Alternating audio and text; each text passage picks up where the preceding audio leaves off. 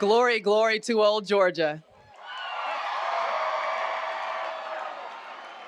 Go Dogs. Thank you, President Moorhead. I really need to say thank you 20 times over because I know that the opportunity to speak at a commencement is a grand honor.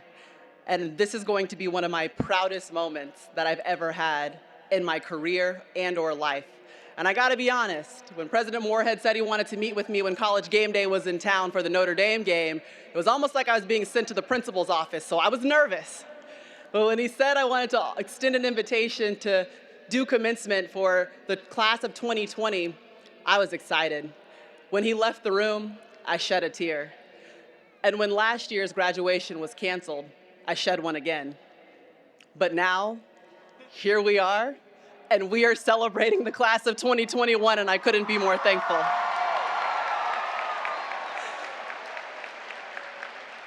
I also want to thank Provost Jack Hu for all that you've done, all of your dedication, and your leadership during a very tough time. I want to thank Chan, because we're best friends now, as he said. And also, I'm inspired by what he aspires to be, which is a civil rights attorney. He basically wants to give his life to improving the lives of others, and that is something that is noble. And I'm inspired to have even shared the stage with him. I want to thank all of the family and friends that are here in Sanford Stadium, because without your love, support, and guidance, none of us are here right now. There is no graduation. We all needed you to get here, so thank you.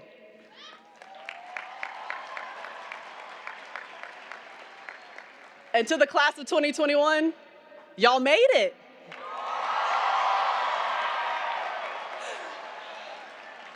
Now, when I was on campus, I wasn't concerned with too much except for my one job as a volleyball and basketball player, and that was beat Florida. That was it. But I hear that you guys have a saying, what the kids say. You know, I graduated 12 years ago, so, I'm getting a little old. But y'all talk about how it started, and then you talk about how it's going. So let me tell you how it started for me, okay? If you're nervous at all about your first job, I want you to go back with me to 2009 when I've just graduated with a degree from Grady College. And I'm so excited for the opportunity to work in broadcast media, and I had no job. I had a couple of opportunities, and I was working at LA Fitness. Yeah. So imagine, I just graduated from college. My dad has to drive me to LA Fitness every morning because he's afraid to let me open up the gym by myself. And that was my first job out of college. I was supposed to check people in, and half the time I didn't even do that. I was like, listen, if you woke up this early and want to work out, come on in. So I wasn't even good at that first job. But I tell you that story to let you know, if you are unsure, or you don't know, or the first job that you've already received is not exactly what you want, your steps are ordered. And it's not about how you start it, it's all about how you finish it.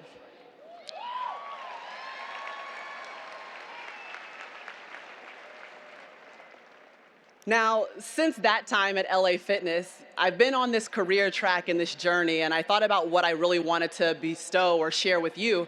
And ultimately, it came down to the guiding lights that I feel like I've learned over the course of my career since leaving the University of Georgia. So I'm going to leave you with 4 words and principles that I believe have now defined my life and which I try to live my life by. And the first one is truth. So when I first arrived at the University of Georgia, bright-eyed and bushy-tailed, I thought that I was going to be a doctor. You know, something easy like a neurosurgeon? Yep, anesthesiologist, orthopedic surgeon. And then I took biology, and I was terrible at it. So guess what? I had to call my parents, and I was like, hey, Mom, hey, Dad, I know you were really excited about having a doctor in the family, but guess what? It ain't going to be me. It's not going to be me. I'm so sorry. But we're going to figure something else out. And my parents told me, hey, why don't you major in business? There's a great business school at Georgia. I feel like that's where you're going to be able to hang your hat. So I said, dope. That's what I'm going to do. And I decided to start taking business classes. And then I took accounting. Yeah. Now, I know I have my MBA, but if you asked me now the difference between a debit and a credit, I would not be able to tell you hand to God.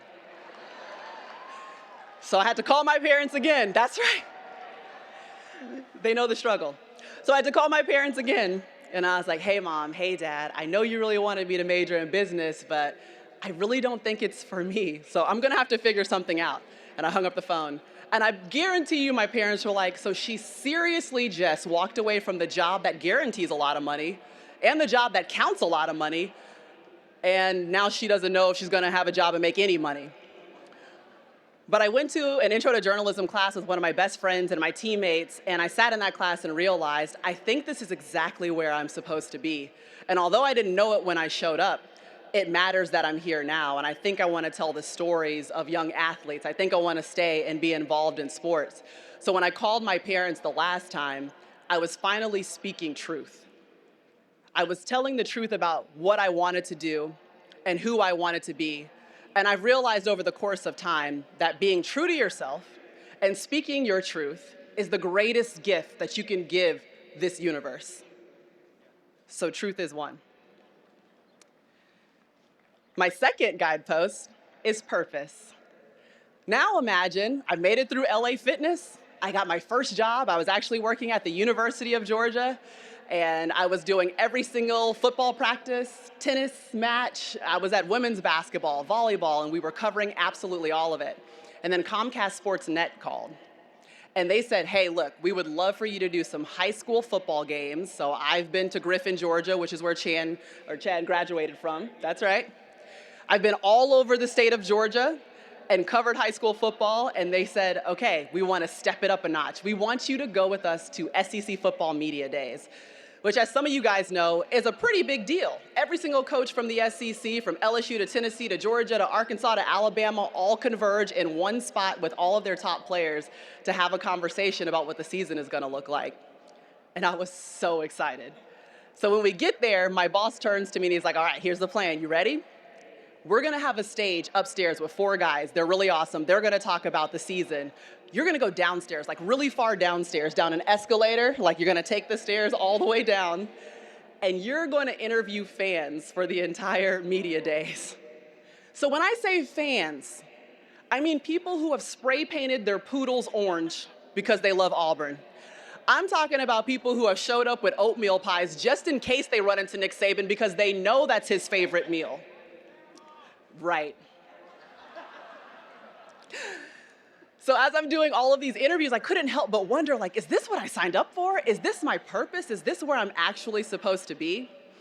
And I had an epiphany moment that it wasn't about what the individuals were doing or whether or not the poodle was spray painted orange. It was the fact that I was able to share their story, that they were dedicated to a tradition, or maybe their entire family went to Georgia and so they wanted to make sure that they came to SEC Media Days.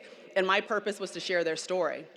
And during that exact same media days, Mark Schleybaugh, who graduated from Grady, ABJ, class of 1996, he was working upstairs for CSS, and he pulled me aside and he said, you know what, I've been watching you work, and I believe that you have a future in this. So here's an ESPN executive, go talk to him and figure it out. And that was the change. So somehow, some way, at every step of the way, the University of Georgia has paved the way for my career in broadcasting, hands down.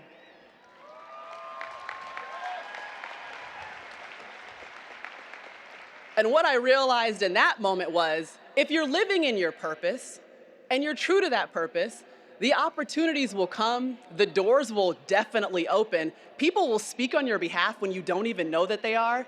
And I recommend that you always work hard and really give it all of your experience. Always pretend like you are there and inspired, or actually be inspired, because you never know who's watching. And you have to make sure that you're staying on purpose and living in that purpose. And I was so thankful for that door opening, but I know that if it wasn't meant for me, it never would have opened. So my next one is grace. And I struggle with this one a lot. So I want to take you to January 1st, 2016. It's the Rose Bowl game, and it's my very first time doing an actual big broadcast. So I'm on ABC for the first time. It's a dream job. You're finally getting called up to what I would consider the big leagues. I had done SEC Network the entire time. I'm pretty sure only my parents were watching me. And finally, we were going to be able to do a game that we gathered around the TV for. We used to wake up on New Year's Day and watch the Rose Bowl, the pageantry, obviously, doing a game from Pasadena. And I was working with Brent Musburger, I was working with Jesse Palmer, but I remember before that game, I walked around a stadium, looked just like this, and I'm walking around the grass, and I'm telling myself the entire time, I'm terrible. Why am I here? I don't deserve this. I'm shaking with fear. Like, what happens if I make a mistake?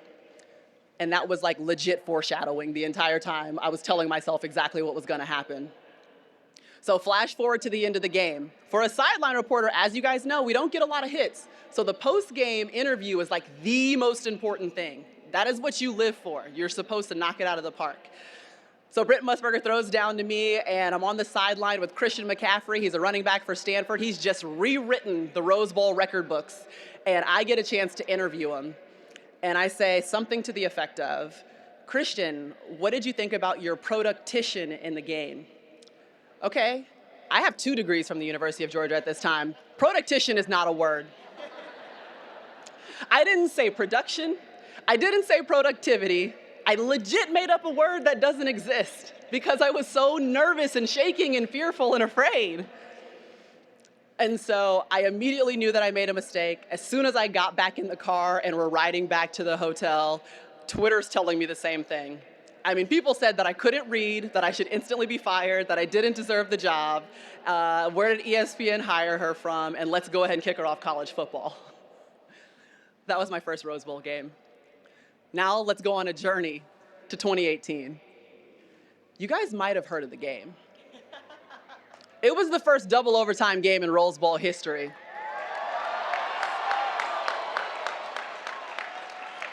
The University of Georgia beat Oklahoma 54-48.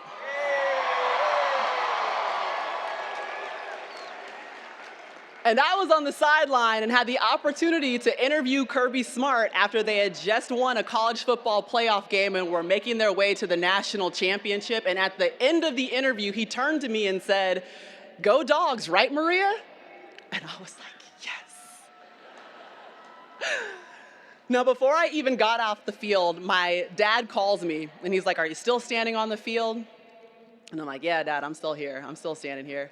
He's like, "Isn't it crazy that like the place that you thought was gonna be your greatest defeat ends up being the place that God brings you right back to be one of your greatest triumphs?"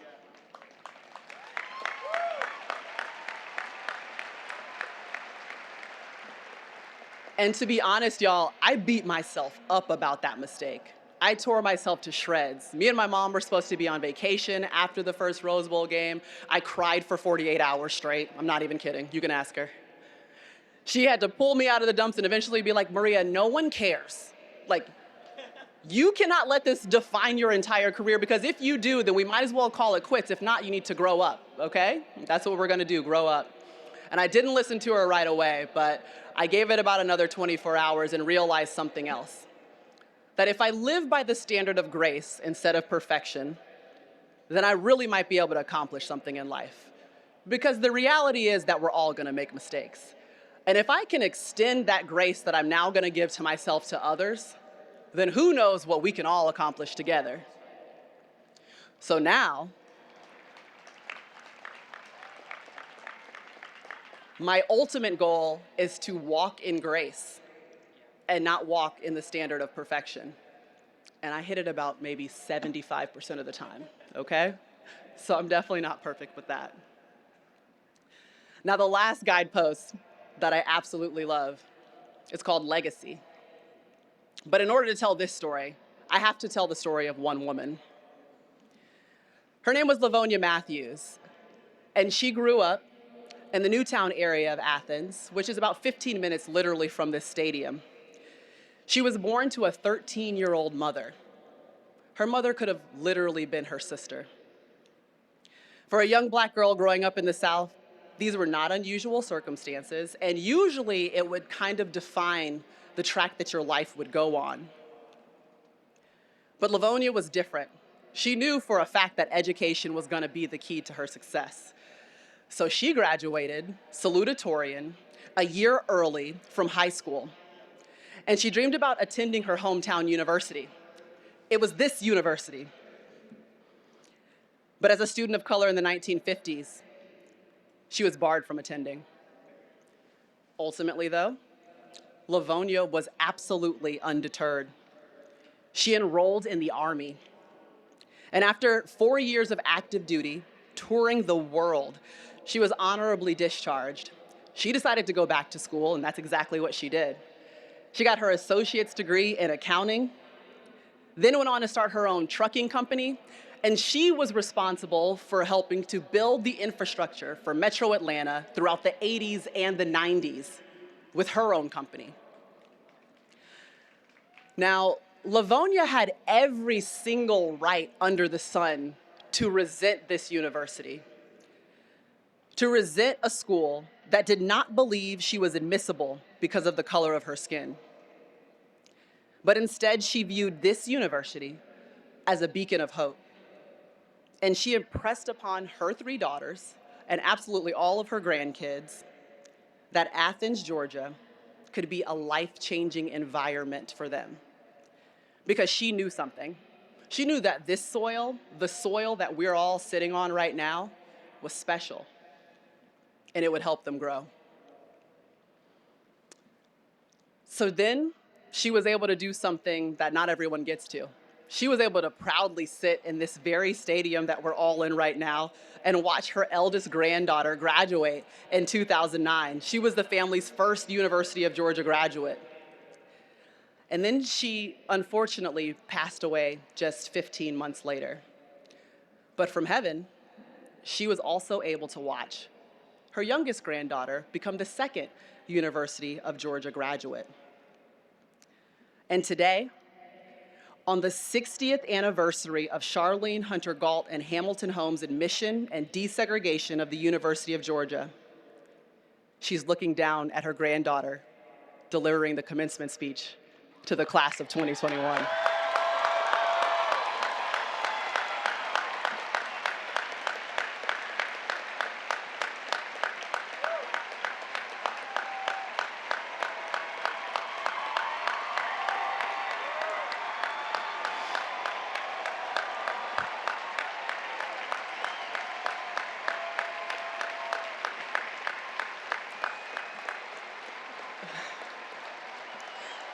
Thank you. You see,